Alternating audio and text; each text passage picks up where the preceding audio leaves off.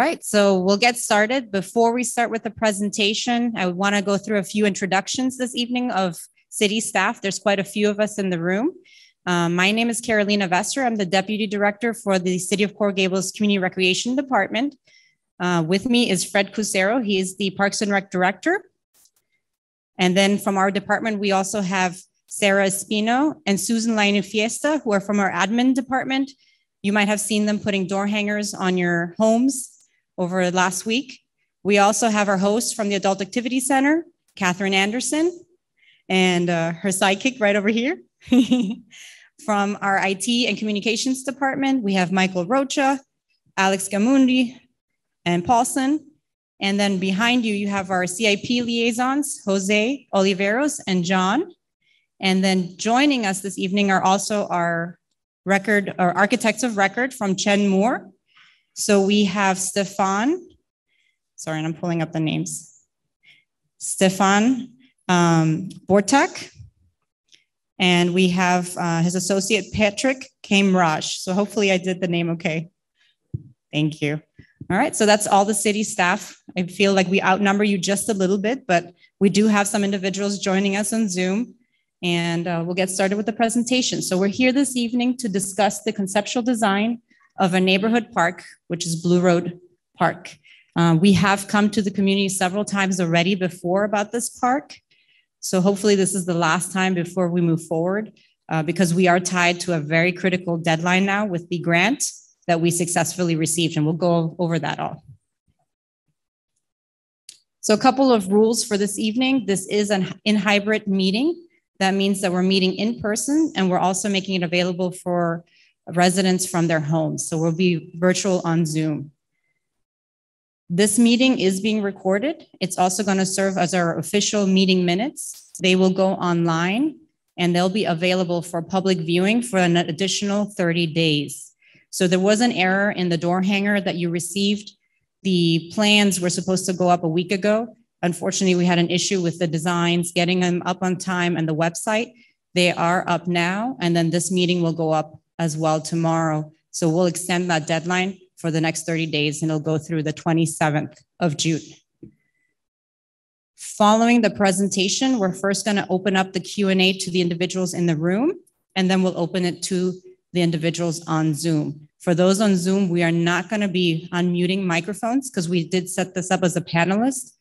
And what we're going to do is they're going to be voicing their comments or questions through the chat. We'll read them out loud and we'll respond accordingly. So a little bit of history on this project. Like I said, we've come to the community several times already.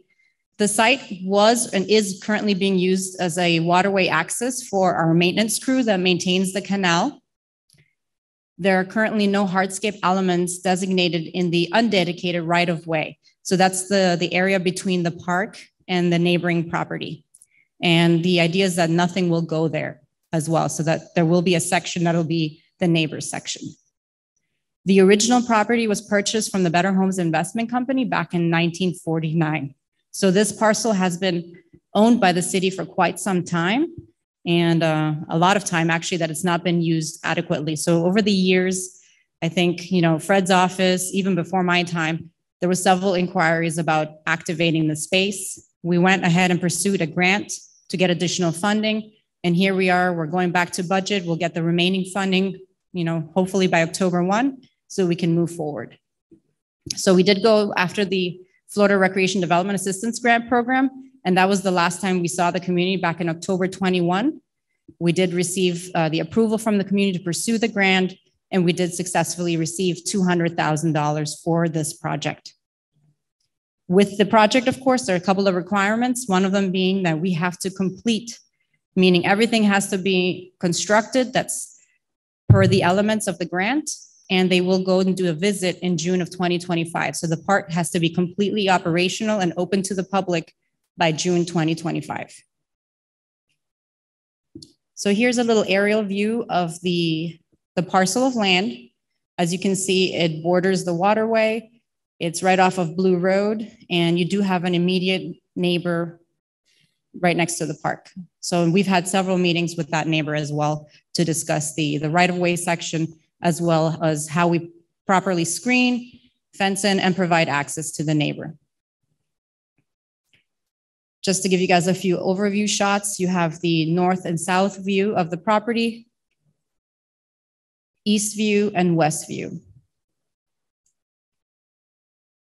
And at this time, I'm going to go ahead and give over the presentation to our designer from Jen Moore.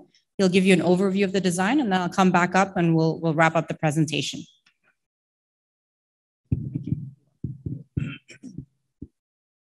All right.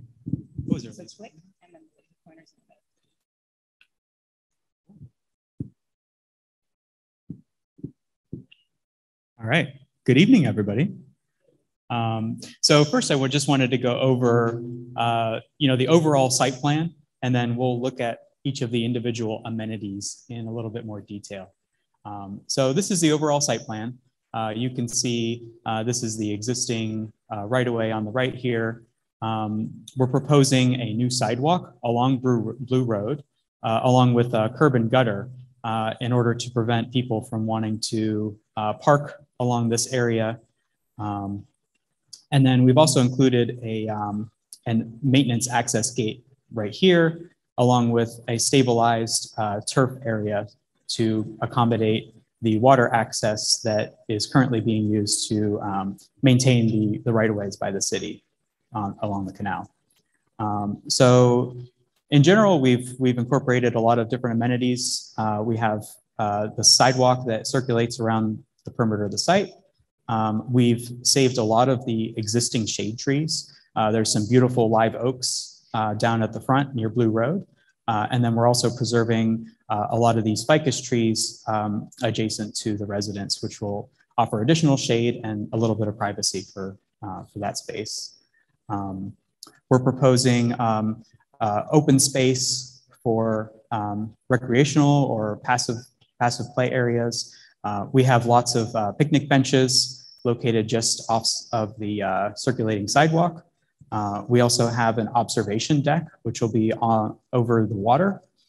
And then we have a small passive nature inspired play area. So let me see what next. So here's just a larger overall view.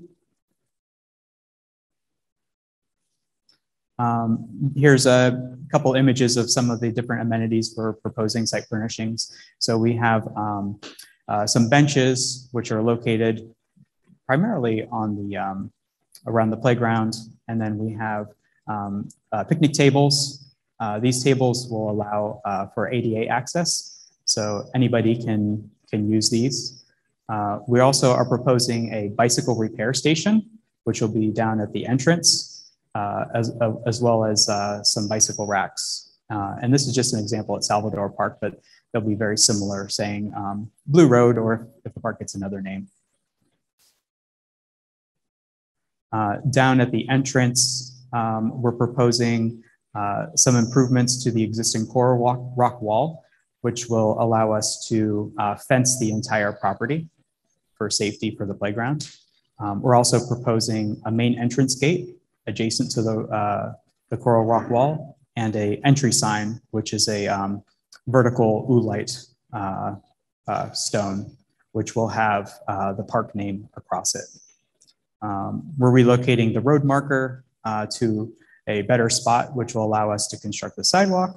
And then here's just two examples of the concrete that we'll be doing.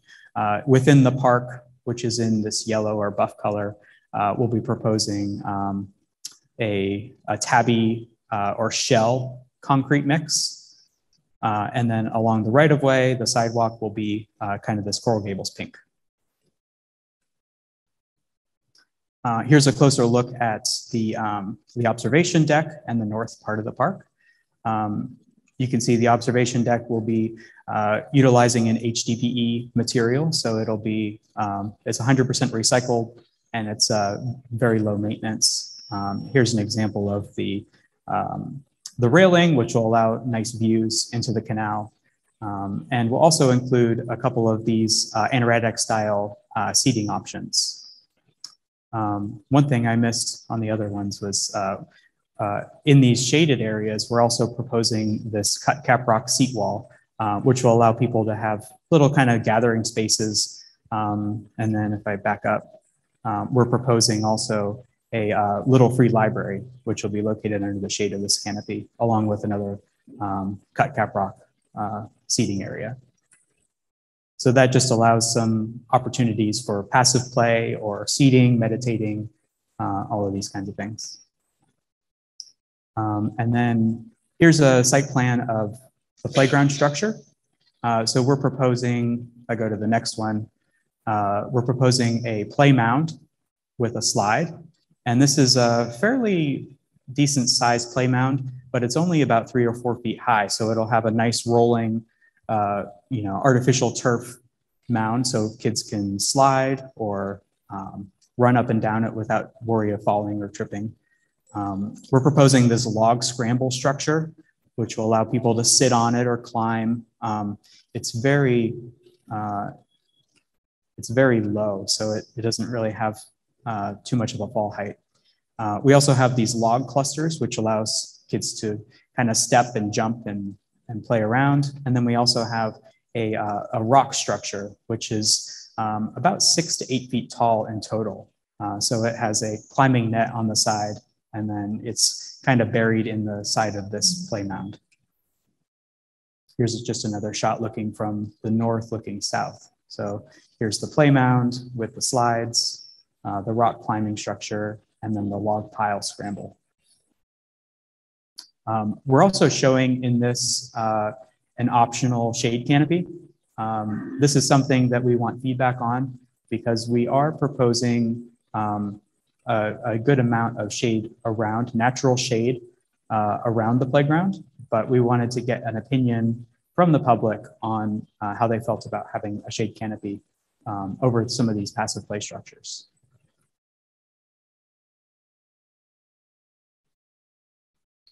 And then also just to touch on some of the trees, you can see the trees with X's are trees we're removing. There's a cassia tree here, which is really beautiful, but it's got a lot of structural issues. We're also removing, I can't remember what number tree this is. This is a sapodilla tree, which is restricting the canopy growth on these live oaks. It also has some structural issues. So we're really concerned about safety with this park. And then these 2 trees that we're removing are various ficus species that are just in generally poor condition. So we are preserving several very large oak trees that are right out front. You saw that in the previous slides, some really nice photos of those. And then we're also preserving, as I mentioned, some of these ficus trees, which will offer some privacy to the adjacent property. The other trees that we're removing are primarily invasive species. And then here's just some information about some of each of the trees. The sapodilla, we observe some decay on the trunk. That's this tree in the center with the 2 oaks, and it's suppressing canopy. Here's a closer look of some of the damage just over the years. An example of a Brazilian pepper that kind of plagues the shoreline there. Another example. These are some of the 2 ficus trees that we're looking at removing. And yeah, that's the other one. And then this is the cassia that we're looking to remove. That's this location here. And this is actually just adjacent to the playground. So this is the primary reason of that removal, because these 2 diverging trunks, you can see the codominant leaders have significant decay at the base. And I think that. Thank you. No, thank you very much for the presentation. And like Stefan said, with the play elements, in the past meetings, we had a lot of differing discussions on whether or not do we want play, do we not want play. The overarching feedback we got was no big structures, potentially no canopies. So what we wanted to do is more nature inspired. We did the slide because so many people want a slide, but people don't want a structure. So what we're proposing in the design is an embankment slide. So basically what it is the slide sitting on that berm with turf. So you don't have a big building or structure in the park. So really the only structure we're showing you is the awning, the shade sail. And the reason we're doing it, because we just had a recent park that we designed, the community did not want a shade sail. We opened it, and then overarchingly, the community said, we need shade. So now we had to retrofit that park, and we had to spend additional money and get the shade sail in. So we just want to make sure that if that's the desire of the community, then of course we will remove the shade sail. But we also want to make sure that we at least give you the option to see what it would look like, because there is an overarching concern about hot sun, children, UV rays, even in adults. So we want to give you the option. All right, and then a few more slides. Thank you. So just wrapping it up as what the elements and the main elements of the design are. So you will have an observation deck with a railing, and like Stefan mentioned, the idea is to allow for viewing. So you can see the wire that kind of runs across horizontally on the rails allow for transparency and easy viewing from the canal deck, but it still allows for safety so that nobody falls in. So we wanted to make sure we do enclose it and limit access to the water. We do have an ADA cast shell concrete sidewalk trail. We have ADA accessible picnic tables and benches. There are some trash cans and waste receptacles. We have a drinking fountain with a bottle filler, and the bike repair station, very cool. We found one with a bottle filler as well. So it's one of the first ones we would introduce in our parks. We will have the park name sign. We'll have a sponsored little free library, and of course, bike racks. The idea of this park, it's a neighborhood park. It's not a regional park. It's not a park designed for people to drive up and park. So the idea is to allow for people to walk up to the park, as well as if they're biking, to have a safe place to secure the bicycle or fix their bicycle. We did introduce play components, the embankment slide and mounds, the optional play area, shade sail, which we're excited to see what your feedback is, and then perimeter fencing with the pedestrian gates, and of course, a service gate. The park will continue to be used by our green space management crew for maintenance of the canal. So that's something that we've planned and designed for, to allow for the trucks still to go in on the eastern side of the park, so that there will be infrastructure for the vehicles to still go in and maintain the canal. And then of course, we're proposing new landscaping and some landscape uplighting for security reasons. The budget and cost of this project, we're estimating, and of course this seems very high, and it's very high to us too. A couple of years ago, those were not the numbers, but because of escalation and what we're getting back now on cost estimates, it's about $1 million project with about $100,000 in design monies. And then for construction, that leaves us with $900,000, of which $200,000 we're receiving through a reimbursable grant from FERDAP. So the actual city funded construction budget is $700,000 for this project. And where are we? Well, we're here this evening at the community meeting. The idea is after this meeting and after the feedback we receive, we do have the 30 days still for commentary. People can submit them via email. And then we will be receiving input from our boards. We normally take this to the Parks Advisory Board for review and input. And then if we have consensus, we'll move forward with construction drawings, design, permitting, and procurement, hopefully within 9 to 12 months. And then estimated construction, you're looking at 8 to 10 months with the deadline of July of 2025. And then for additional commentary, if you want a copy of the designs, we'll be able to provide that to you via email. The email is parksprojects@coralgables.com. And again, you have through June 27th to provide any commentary, questions, etc. So with that, we'll be finishing our presentation. We'll open up for questions, commentary from the public.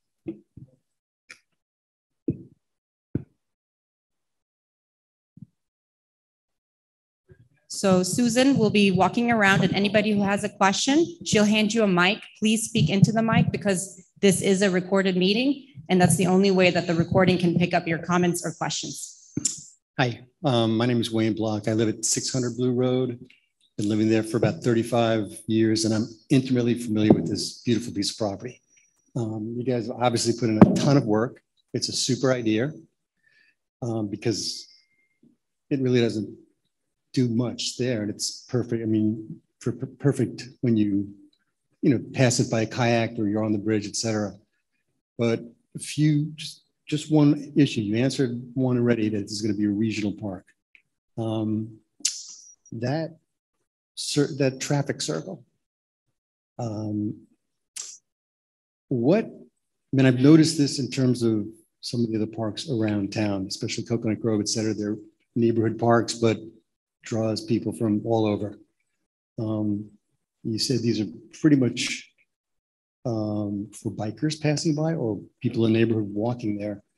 What about the people that, find out about it? I mean, you don't have to be a Carl Gables resident and they want to come.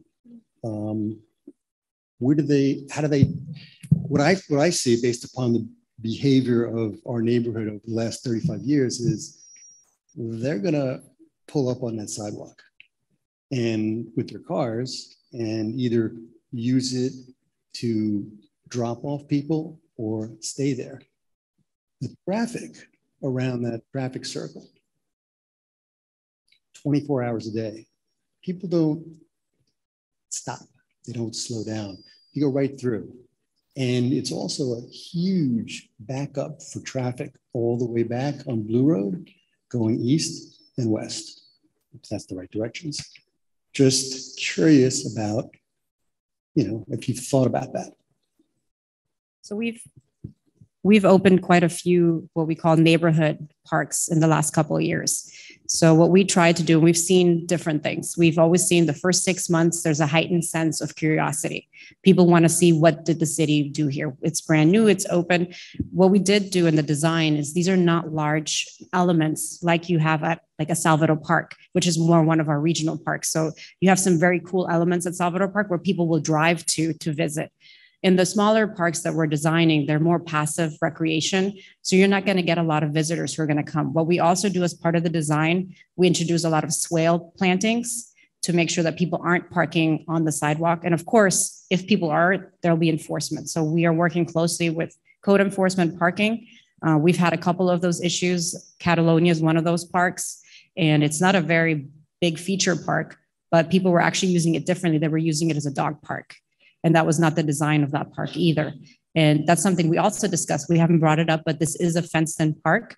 What we found in some of those parks most recently is there's an increased demand post-COVID for pets to go to parks. They think it's a great opportunity to come to a fenced-in park. We used to be predominantly pet-friendly, but what we've decided, and we'll gauge the community input as well this evening, that this would be a non-pet-friendly park. Because that's been one of those attractions where people will come into because of the pets. So those are all things we've considered. So there's different ways to go around navigating that. But I will tell you, we've always had in the first couple of months, there is a heightened sense of curiosity. It's something brand new. What did the city put there? What did they build? But our plan is for no parking. One of the other things that differentiates it from being a regional park is there's no restrooms there. So we make sure, if you're going to go there, especially if you're going with children, you're not going to be there that long. But we do have some parks that are even bigger than this space that are highly visible. We have one on Alhambra. It's called Betsy Adams Park. The first couple months, there was a lot of people there. Go by there now. It's a nice neighborhood, comfortable park. There aren't many cars parked around it. So we find with the usage, because it's not, we have different parks in our system that are destination parks. If you want a big time playground with a lot of stuff going on, you go to Salvador, you go to Phillips, you go to the youth center, you go to JC Park. So the smaller parks, maybe it's new, so you might get a little bit of a heightened period, but it really dies down to that neighborhood that uses it. That's what we found. In terms of the traffic, we do have traffic advisory boards. I know that they're constantly looking at the traffic circles. I think that's why that circle was put in there. So we will look at it. That's why we wanted to adding that sidewalk kind of, you don't have the parking on the swales now. So we're aware, and we know, I see the usage now. You get people like to fish and park. So we wanted to take that out of there and kind of make that more of a walkway. And then if you do the swale planting, it's hard to park there. That's what we're trying to do. Can I follow up with one quick thing? This is a bucket list item. I'm sure it's impossible to incorporate, but man, what do you call it? Access for kayak. Yeah, kayak. Is there any possibility on the right side of the property? Can we put the presentation back up? So we do have something for future planning in the design. It's not part of this design right now, but it can be incorporated in the future. And if this is something really that the community wants to pursue, we'll show you.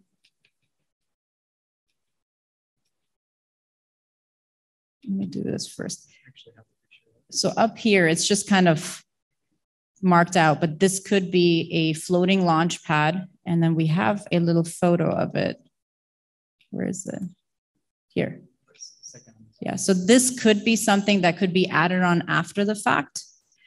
We do have mangroves. We do have other conditions in that park where we didn't want to have built-in access that would damage anything and allow for very extensive permitting and approval. So this is just an adoption or an option for future design that could be incorporated.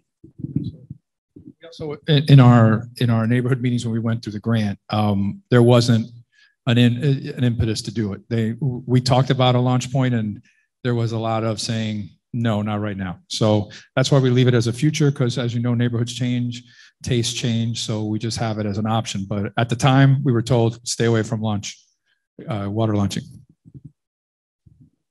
But it's there as an option.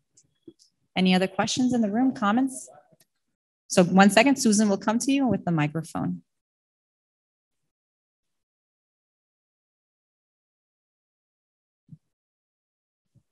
Hi, I'm George Villamil. I live at Rhonda Street, about a block away from the park.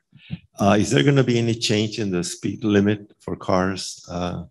Because I see a lot of traffic, especially rush hours. I mean, heading west around 5 and early in the morning, and I'm just concerned there's going to be a lot of traffic in the area, and if there are kids going to the park, that could be an issue. So what happens with new parks, we always bring that back to our sister brother departments. So this is not something that we oversee. And right now there are no plans for changes in the speed limit that we are aware of, but that's something that we will acknowledge and address with that side of the department, with our public works department. I know they do regular assessments and studies, and that's one of the reasons that traffic circle is there. So we can definitely bring that comment back and find out.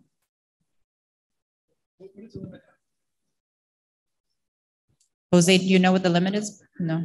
I would think it's 25. It's the enforcement. Yeah. We do have the proper speed limit there. The problem is enforcement, and we do notify our enforcement personnel. And I was mentioning another park on Alhambra. It was the same thing, and that we became a heightened sense of looking at making sure that they're following the speed limit. So from what I understand, the speed limit is 25, which I don't think we can go lower than that other than a school zone, from what I understand. I'm not a traffic guru, but I think that's the truth. Any other questions, comments, follow-up questions?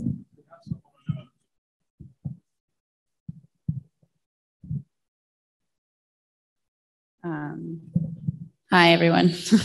So Leslie Greenwood, there needs to be a shade canopy. There are no trees close to the play structures. Gisela Curras, Blue Road has a lot of traffic. How do you access the park from the other side?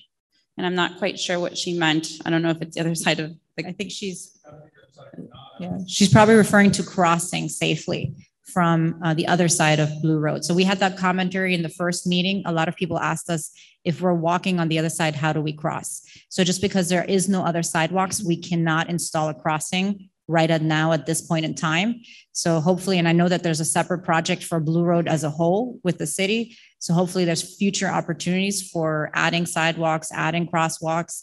But right now we just don't have access to adding that because there's no other sidewalk. Okay.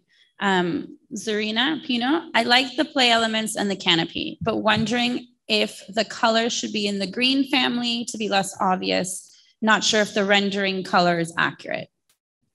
So the good thing is we can play with colors all we want. So we work with a company called Landscape Structures, and we've incorporated quite a few standards throughout the city. We normally do with the greens. We've done the forest green, we've done lime green, We've introduced some oranges to kind of mimic the Coral Gables colors. So there are different options on colors that we can incorporate.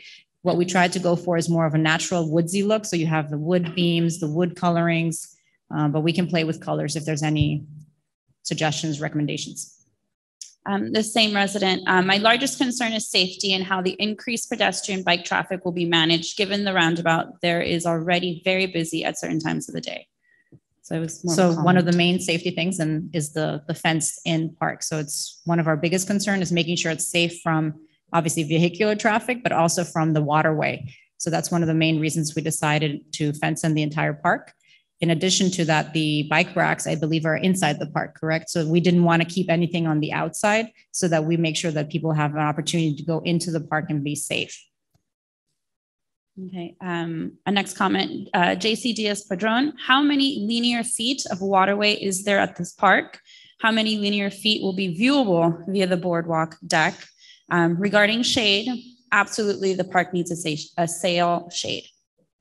So on the linear feet, I think we might have to get back to, the question was for the boardwalk and for the waterway, right? For both, yes. Yeah, so I think I'm not sure if we have that right now available. All right. We can defer towards the end of the presentation. We might be able to come up with a number by the end of the presentation. Moving on to the next one, Zarina Pino again. My children and I bike there from Granada, but the sidewalk does not continue south, so we cut to Orduna usually. Will the sidewalk be continued out to the major streets that you expect neighbors to travel to the park from? So we do our part in our parks department where we try to at least incorporate sidewalks to the front of the park. And our goal is if you build it, they will come and they will build more. So that is always a very contentious subject in the city with sidewalks and residents wanting sidewalks in front of their homes. So what we can do within our department and our limitations is make sure we add sidewalks in front of our park with the hope that eventually residents will want to add on to that sidewalk. I know there's future plans for Blue Road as a whole, again, like I mentioned earlier, but that is not something that our department oversees. So we can do what we can within our limitations. Okay.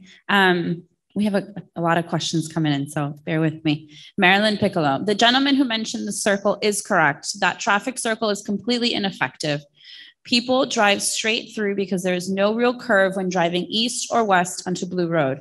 When any thought on adjusting the circle to force slowdown of traffic? So I think with all the traffic questions that we're getting this evening, we'll take a note of the information and the emails, and we might refer them to that department so that we can get their input and get them to the right person in the city who can provide the right commentary, because we don't oversee the traffic in the city and the future plans for Blue Road. Yes, same resident, Marilyn. We did do a traffic study on Biltmore and we get over 1,800 cars a day. The circle on Biltmore and Blue is not effective. We have concerns that our already busy street will be even worse. What will be done to prevent this? So same thing, we'll get their contact information and we'll loop them in with the right people in the city. Yeah, a lot of these seem to be traffic. The traffic circle seems rather ineffective in the westbound afternoon traffic. Could we have a study done so that we could look at the ineffective redesign, to look at an effective redesign of the traffic circle? I believe from what we understand, I think there is a study and a project plan for Blue Road, but again, this is another department. Again, this is a neighborhood park. We're really not focusing on traffic coming to the park. So this is something that we'll turn over to the other department for questions and answers. Leslie Greenwood again. My question was about the sidewalks. If this is supposed to be a regional park that people walk to, we need sidewalks as soon as possible. I live at 605 Blue Road and I would have to dodge traffic just to make it there. So point of clarification, and maybe this was misunderstood earlier, this is not a regional park. A regional park is more something like what we have at Salvador Park, where people travel to. This and has main attractions, facilities, restroom facilities. This is a neighborhood park with the idea of having passive recreation. And this is not a park that people travel to. Now, it is designed for people to walk, commute, bike to. And she is correct. We do not have a contiguous sidewalk. It's something that we can hope for in the future, but we're going to try to start with at least adding sidewalk and access that's ADA accessible to the front of the park. Okay. Zarina Pino, her last comment. My safety concern was about getting to the park safely as a pedestrian, given the busy roundabout, not once you're in the park. So she wanted to clarify. We agree with all the concerns, of course. We would love to have everybody have sidewalks that are safe to go to our parks. Stephanie Diaz, what expectations do you have for residents while this park is being built? Expectations for while closing, I'm assuming? I'm assuming So she didn't give any more clarification. Of course, so when construction does happen, and there'll be still quite some time as we talked about the project schedule, there'll be permitting, design, procurement that takes almost up to sometimes 9 months to a year to get done. So for right now, nothing will happen in the next year. Once construction starts, we do normally secure the property with construction fencing. That's per City of Coral Gables code. We do protective fencing for our trees to make sure that the trees that are staying are protected. And we do secure the site so that no vandalism happens during construction. Leslie Greenwood again, will there be fishing allowed off the deck? I believe it should be prohibited and the prohibition should be enforced. Even though there are signs saying no fishing, it should be enforced. So right now it's designed as a viewing deck, not a fishing deck. There's no elements for fishing. There's not one of those boards where you can cut up fish and take the fishing hooks and the lines and put them away. Will there be people who will use it differently? There currently is already now. We've seen people fishing off the bridge. There will always be individuals. It's very, very difficult for our city. We have quite a few parks that we manage, over 66, and we just do not have the ability to enforce and have staff at every park. We do work closely with our code enforcement department, parking department. We do have park rangers, but there will not be on-site presence that will monitor and enforce every single day. Okay, another question from Oliver, and I don't want to butcher his last name, so I'm not going to say it. Not a question, but for those of us in the neighborhood, traffic, speed, it's a big issue, hence all the traffic comments. So all the comments definitely noted, and we agree, and I think we'll do something separate to include all those comments with our department, with Public Works. And the only one pending was the waterway linear feet, if we have an answer. So just to wrap up, we understand the traffic needs, the sidewalk needs. I know there's a project there.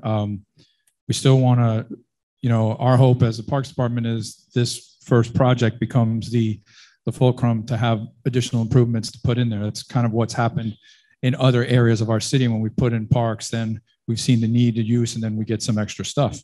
I do wanted to mention a thank you and a hello to Ms. Perdone, who asked the linear feet. He was, as a young man, when he was still in high school, he was the one that kept coming to my office and saying, we got to do something with this park. He was one of the driving forces to it. So, I hope he's happy that it took me a while, but we were able to make it a reality that we're getting close. And we will get you that.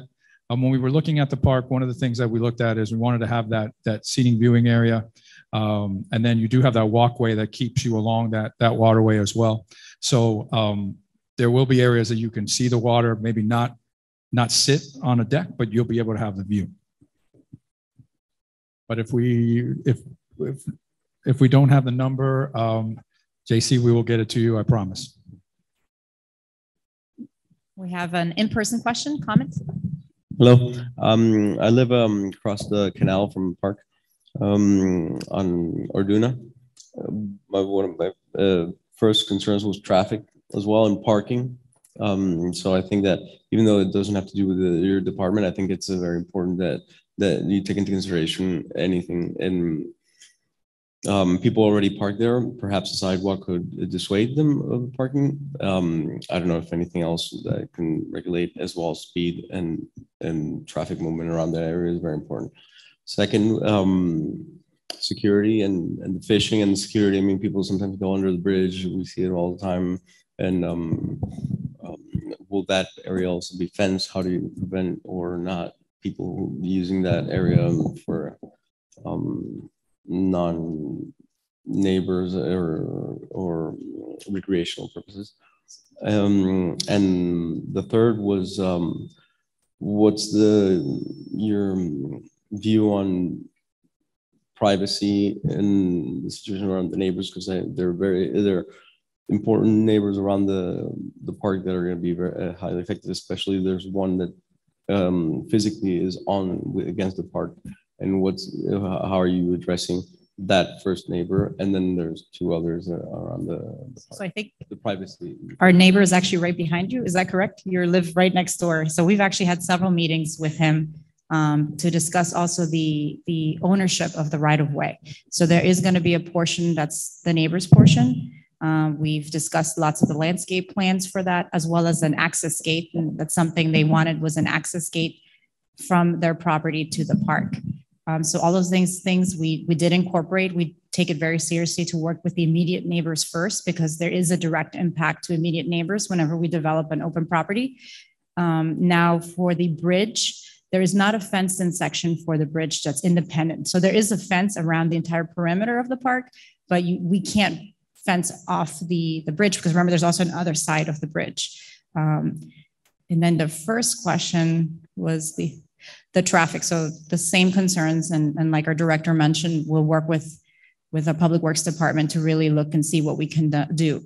We will tell you that sometimes as we design and activate these parks, it now comes to the forefront that this is a need that needs to be prioritized. So having a park obviously justifies the need to look at these things.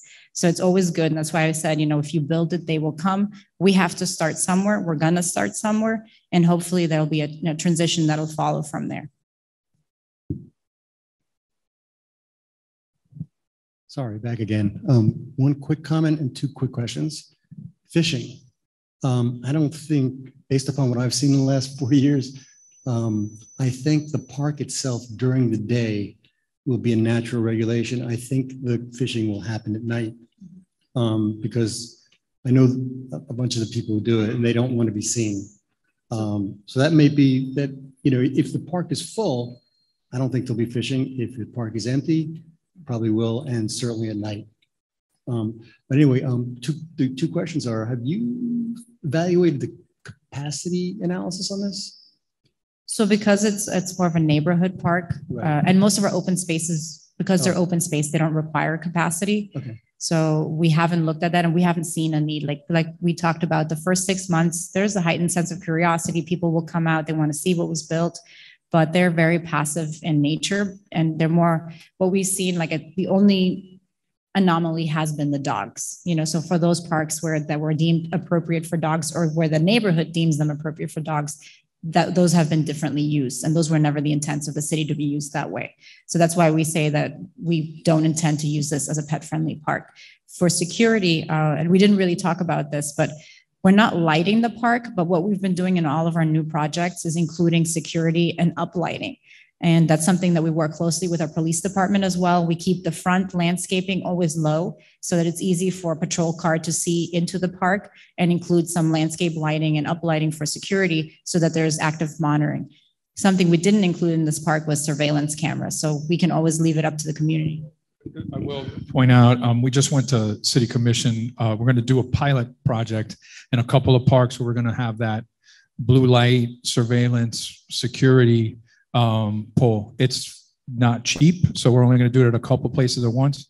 If it works out, we'll start rolling it out in parks. I don't see it happening at this park and anytime soon, and we'd really look at whether it was needed or not. But if it was needed, it would be an option. If all of a sudden, I don't anticipate you having 100 people there at one time. I don't see it. Based on our experience and our different spaces and what they're used for, it's really not something that we foresee based on the planning and what we've seen in past use from different spaces. Okay. Last question was this. You're building that very nice observation deck. Were you thinking about doing anything with respect to the shoreline to build it up, mangroves, nicer vegetation, things that could attract life, coming in from in the canal? Because right now, you're going to build right over a porous reef that basically has, which is the nicest part of it, which is, you can see fish and stuff like that. But if you kind of supplemented the border, it might be something nicer to look at.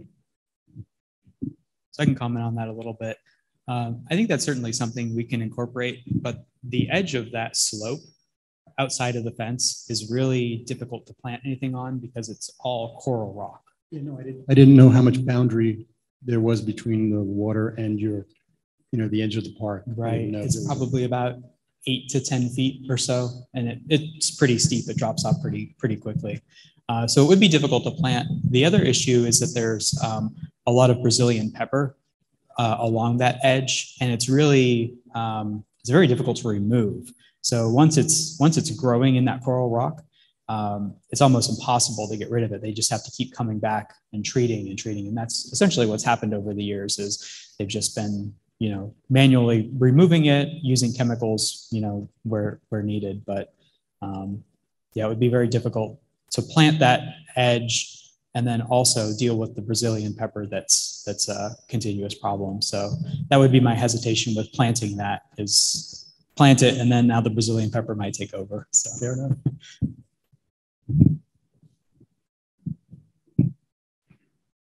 Any last comments? Yes. I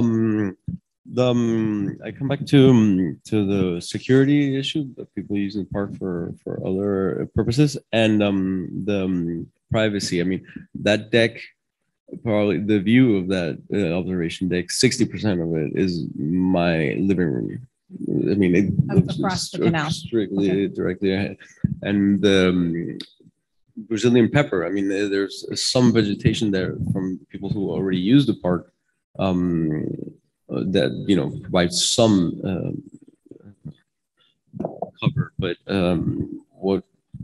removing that tree, putting that observation deck even further or higher or more visible from my house is a concern to me. As people now that use the park come around, they're basically can view us day and night, especially if they go night fishing. I mean, we're all there, my whole family's there, and they can see everything. So that was also one of my big concerns. So obviously, right now, there is no screening as is. Now it's not being heavily used, so I could see where that might change. And that might be one of your concerns, is that there's people more actively there and looking, especially hanging out by the observation deck. We can look at what we can do. Obviously for us, the idea was to allow for open view so people can enjoy the waterway. We don't have very many parks in our city that have access or viewing to a waterway. So we didn't want to restrict the view. So I think what will help is, just because the rest of the perimeter minus the observation deck is fenced in, you're not going to have people going right up to the water's edge, which actually is probably happening more now than it will in the future. So we can come back and look at internally, see what else we can do to kind of alleviate some of the viewing across the waterway. Yes. Real quick question. So I noticed the swells. My comment is parking, like finding a parking place is like water in a river. It'll go to the path that's least resistant. Mm-hmm. So there's space in between the swells. I would just recommend that when you look at it, see what you can do about getting rid of that space, because cars will find a way to park there. And I noticed in the design, there were gaps that were big enough, and it's just by default that they'll find a way to park. So there's two things. So we will incorporate swale plantings, and we've done that in a lot of our parks. So the city now has a swale planting plan that you can do both as a resident for your own property as well as us for our parks. So even as a resident, if you have concerns that some of the overflow parking might come to your property, we can share those planting plans and options, so you can always plant in your own swale, so to prevent people from parking. So I'm sorry, you can do that even if it's an easement? Yes, so we have an approved standard. We can share that with you via email, and you can see what you're authorized and allowed to plant in there. But yes, you can do swale plantings in your own swale. Okay, yeah, please send it to me. Yeah, I will. And normally we have our representative from Green Space Management, Dina Bell-Llewellyn, here at these meetings, but there was a conflicting meeting this evening, so she had to attend the other meeting. But she's always the one who references to the swale plantings, and she has a lot more knowledge to what's authorized and allowed. But it's all in the plan and the permit, so you can apply for it and you can plant your own swales.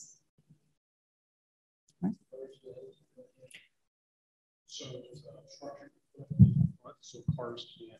No, so the swale is actually just the land basically that's public right of way that's between your property and the sidewalk and then the street. So that's where normally cars just pull up because they see it as an open land. Yes. So what's the structure called then? So if I'm missaying it, what is a shrub that you would put? So it's basically landscaping. Right, but So the the swale swell is where you plantings- would put it, where the car would park is the swell. Yeah, so they Correct, wouldn't be right, very okay. high. I mean, for the most part, they're like this high. So it's basically just to prevent people from driving over grass and parking on dirt and grass. And for the most part, people don't park on plantings. Now, we have seen people who have driven over swale plantings. So they're not 100% secure and safe and preventative, but it is an option, and it's a very attractive option. We have Okay, a couple back to more, and I think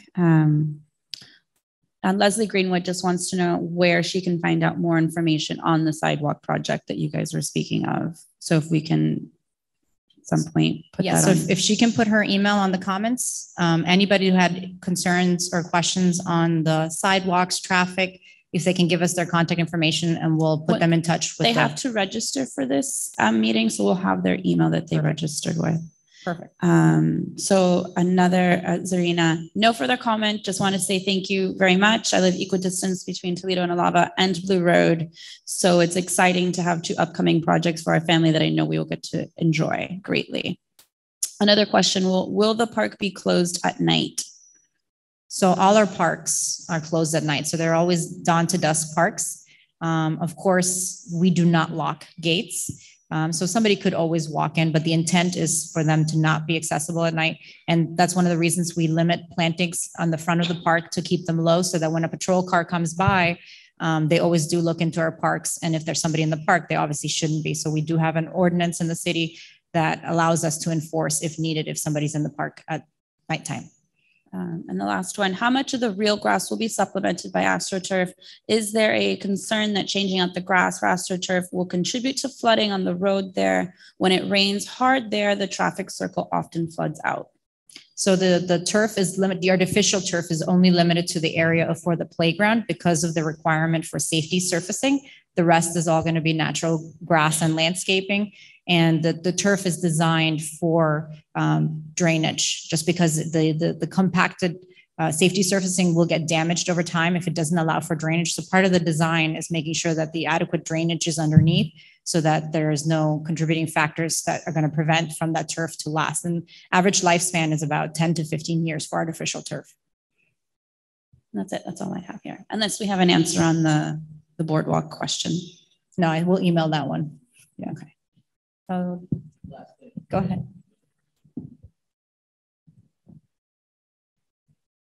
During that curiosity period that you talked about where it's brand new, is there anything you've thought about, increasing police activity or surveillance for that curiosity period that you talk about? Yeah, always during our opening of new parks, we always, meet with our parking, code enforcement, police. We always put it on their radar because some people don't know it's open, from construction closed to open, as well as if it's a new park to make them familiar with the new property and make sure that they get visited, frequented. We also have a heightened sense with our parks crews to go by there. And we normally do a nice ribbon cutting after the soft opening for the park, which normally is all residents are invited to. And we provide refreshments, and we want to make sure that this is a neighborhood park and that the neighbors feel pride in the park. So we have that in our budget, and we do that with every park. We do a nice ribbon cutting and community meeting kind of gathering event at the park. All right. Thank you. Last question to the community. So we had a lot of feedback about the shade cover to proceed with the shade cover. So I just want to make sure if anybody in the room had any other commentary on the shade, because it seemed like everybody was in agreement that we needed shade for that section. All right, perfect. Good feedback. Thank you.